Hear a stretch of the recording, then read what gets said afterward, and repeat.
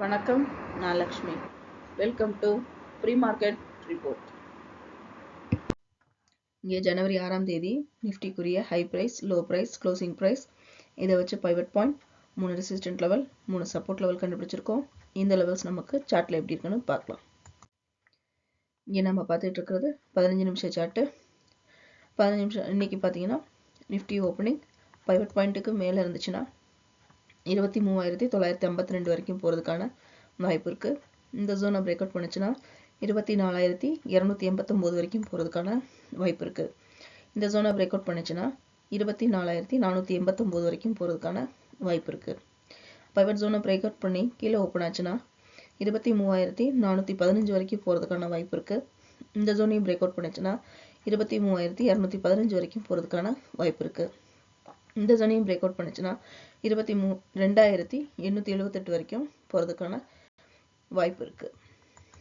இங்கே நம்ம பார்த்துட்டு இருக்கிறது 1 ஹவர் சார்ட்டு. இந்த 1 ஹவர் சார்ட்டில் பார்த்தோம் அப்படின்னா நிஃப்டி பார்த்தோம்னா நமக்கு கிட்டத்தட்ட இந்த இடம்லாம் ஒரு 400 பாயிண்ட்டுக்கு குறைந்த நிஃப்டி நெகட்டிவில் மூவ் ஆனது தான்.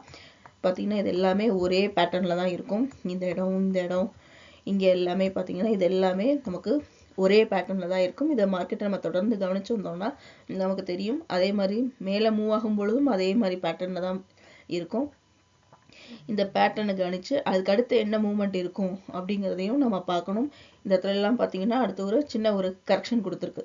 அதே மாதிரி இன்னைக்கு நமக்கு நிஃப்டியில் ஒரு கரெக்ஷன் கொடுக்கறதுக்கு வாய்ப்பு இருக்குது. அதாவது 23,700க்கு மேலே நமக்கு போகிறதுக்கு வாய்ப்பு இருக்குது. நிஃப்டி பார்த்தீங்க அப்படின்னா நம்ம support and resistant level swing ட்ரேடிங்க்கும் லாங் டேர்ம் ட்ரேடிங்க்கும் சேஞ்ச் பண்ணியிருக்கோம். அதாவது சப்போர்ட் லெவல் 23,500 நம்ம வச்சுருக்கோம். இந்த 23,500ங்கிறது இந்த லெவல். நமக்கு இந்த லெவலை வந்து பிரேக் அவுட் பண்ணிச்சு அப்படின்னா அடுத்து 350 வரைக்கும் நிஃப்டி போகிறதா அப்படிங்கிறத நம்ம கண்காணிச்சுட்டு இருக்கணும். இதுக்கு அடுத்து 23,200 பிரேக் அவுட் பண்ணுதா அப்படிங்கிறத நம்ம ஒவ்வொரு லெவலாக கணிச்சுக்கிட்டே வரதா, டவுன் ட்ரெண்டில் மூவ் ஆகுதா, அப் ட்ரெண்டில் மூவ் ஆகுதா அப்படிங்கிறத நம்ம முடிவு பண்ண முடியும்.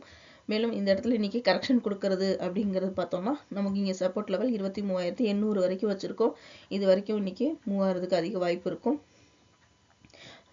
அடுத்த லெவல் பார்த்தோம்னா 24,000 வரைக்கும் நம்ம வச்சுருக்கோம். அடுத்து 24,200 வரைக்கும் செட் பண்ணியிருக்கோம். இந்த லெவல்களில் அடுத்து பிரேக் அவுட் பண்ணுதா அப்படிங்கிறதையும் இந்த லைன்ஸையும் வச்சு நம்ம கொஞ்சம் கொஞ்சமாக இன்ட்ராடே ட்ரேடிங்க்கு இந்த லெவலுக்கு மூவ் ஆகுதா அப்படிங்கிறதெல்லாம் நம்ம பார்த்து நம்மளோட ட்ரேடிங் டெக்னிக்ஸை மாற்றி அமைச்சோம்னா நம்மளோட ப்ராஃபிட் கண்டிப்பாக சக்ஸஸ்ஃபுல்லாக கிடைக்கும். இங்கே நம்ம பார்த்துட்டு இருக்கிறது one day chart. One day சார்ட்டில் பார்க்கும் பொழுது இங்கே நமக்கு கடந்த 2023 நம்ம கேண்டில்ஸ் எடுத்திருக்கோம். இப்போ வரைக்கும் பார்த்தோம் அப்படின்னா நம்மளோட சேனலில் இன்னும் பிரேக் அவுட் பண்ணலை. பிரேக் அவுட் பண்ணாமல் இந்த இடத்துல பார்த்தீங்கன்னா கரெக்டாக இதே இடத்துல நமக்கு பவுன்ஸ் பேக் ஆகிருக்கு. பவுன்ஸ் பேக் ஆகலை. இந்த இடத்துல நமக்கு லைனை டச் பண்ணி நிற்கிது. இங்கே பவுன்ஸ் பேக் ஆகுது அப்படின்னா நம்ம அடுத்தடுத்த ரெசிஸ்டன்ட் லெவல்லாம் வச்சுருக்கோம். அதையெல்லாம் செக் பண்ணணும். அதையெல்லாம் கரெக்டாக நமக்கு வந்து பிரேக் டவுன் ஆகியே வந்துச்சுன்னா நிஃப்டி டவுன் ட்ரெண்டுக்கு மூவ் ஆகுது அப்படிங்கிறத நம்ம எடுத்துக்கலாம். இந்த இடத்துல திரும்ப பவுன்ஸ் பேக் ஆகிறதுக்கும் வாய்ப்பு இருக்குது, கரெக்ஷன் கொடுக்கறதுக்கும் வாய்ப்பு இருக்குது. அதனால் ரொம்ப கவனமாக நம்மளோட ட்ரேடிங் டெக்னிக்ஸை அதுக்கேற்ற மாதிரி அமைச்சுக்கணும். இங்கே 6ஆம் தேதி ஜனவரி பேங்க் நிஃப்டியோட high price, low price, closing price இதை வச்சு pivot point, 3 resistant level, 3 support level கண்டுபிடிச்சிருக்கோம். இந்த லெவல்ஸ் நமக்கு சார்ட்டில் எப்படி இருக்குன்னு பார்க்கலாம். இங்கே நம்ம பார்த்துட்டு இருக்கிறது 15 நிமிஷம் சார்ட்டு. இன்னைக்கு பேங்க் நிஃப்டி ஓப்பனிங் பைவட் பாயிண்ட்டுக்கு மேலே இருந்துச்சுன்னா 50,715 வரைக்கும் போகிறதுக்கான வாய்ப்பு இருக்குது. இந்த ஜோனை பிரேக் அவுட் பண்ணிச்சுன்னா 51,508 வரைக்கும் போகிறதுக்கான வாய்ப்பு இருக்குது. இந்த ஜோனை பிரேக் அவுட் பண்ணிச்சுன்னா 51,990 வரைக்கும் போகிறதுக்கான வாய்ப்பு இருக்குது. பைவட் ஜோனும் பிரேக் அவுட் பண்ணி கீழே ஓப்பன் ஆச்சுன்னா 49,440 வரைக்கும் போகிறதுக்கான வாய்ப்பு இருக்குது.